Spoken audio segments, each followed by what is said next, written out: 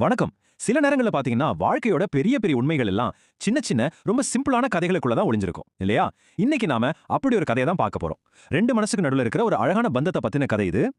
ஒரு மழை, ஒரு காதல், அவ்வளவுதான். இந்த ரெண்டே வார்த்தைகள்ல தான் இந்த முழு கதையோட ஜீவனே இருக்கு. ஒரு சாதாரண மழை நாள் அது எப்படி ஒரு காதலை இன்னும் ரொம்ப அழகா ஸ்பெஷலா மாத்துதுன்னு வாங்க பார்க்கலாம். சரி, வாங்க கதைக்குள்ள போலாம். நம்மளோட கதை எங்க தொடங்குது தெரியுமா?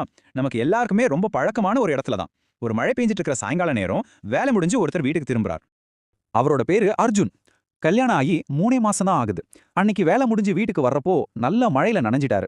இது கேட்கறதுக்கு ரொம்ப சாதாரணமான ஒரு விஷயமா தானே இருக்கு. நம்மள பல பேருக்கு இது நடந்திருக்கும். இப்போ நம்ம கதையோட நாயகி சுபாஷினி உள்ள வராங்க.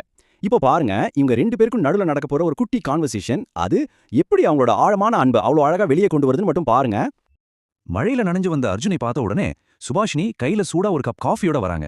யோசிச்சு பாருங்க, அது வெறும் காஃபி மட்டும் இல்ல, வார்த்தைகளால சொல்ல முடியாத ஒரு அக்கறை, ஒரு சின்ன செயல், ஆனா அதுக்குள்ள எவ்வளவு அன்பு இருக்கு.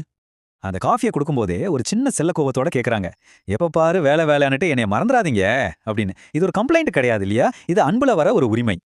அதுக்கு அர்ஜுன் என்ன சொல்றாரு பாருங்க, ஒரு புன்னகையோட ரொம்ப அழகா, நீ இருக்கிற இடத்துல எனக்கு வேலையெல்லாம் ஞாபகத்துக்கு வருமான்னு கேக்குறாரு. பாருங்க, இது வெறும் வார்த்தைங்க இல்ல, அவங்க உறவுக்கு அவர் கொடுக்கிற ஒரு நம்பிக்கை, ஒரு கேரண்டி. அப்படி சொல்லிட்டு ஒரு சின்ன புன்னகையோட அவளை அப்படியே அணைச்சுக்கிறார். கவனிச்சிங்களா?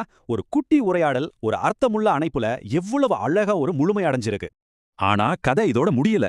அந்த சாயங்காலம் அதோட முடியல. அந்த ஒரு சின்ன மொமெண்ட் இருக்குல்ல, அது அவங்களோட அழகான கடந்த காலத்துக்கு ஒரு கதவை திறந்து விடுது. அவங்க 2 பேரையும் ஒரு டைம் டிராவல் மாதிரி பின்னோக்கி கூட்டிட்டு போகுது. அப்புறம் என்ன, 2 பேரும் ஒன்னா உட்கார்ந்து ஜன்னல் வழியா அந்த மழையை ரசிக்கிறாங்க. பழைய காலேஜ் டேஸ பத்தி பேசி மாத்தி மாத்தி கலாய்ச்சிக்கிறாங்க. வயிறு குலுங்கு சிரிக்கிறாங்க. எந்த ஒரு ஒளிவு மறையும் இல்லாம மனசு விட்டு எல்லாத்தையும் ஷேர் பண்ணிக்கிறாங்க. இந்த மாதிரி நேரங்கள் தான் அவங்க பந்தத்தை இன்னும் எவ்வளவு ஸ்ட்ராங் ஆக்குது பாருங்க. ஓகே, இந்த அழகான நினைவிலிருந்து நம்ம எல்லாருமே கத்துக்க வேண்டிய ஒரு முக்கியமான பாடம் இருக்கு.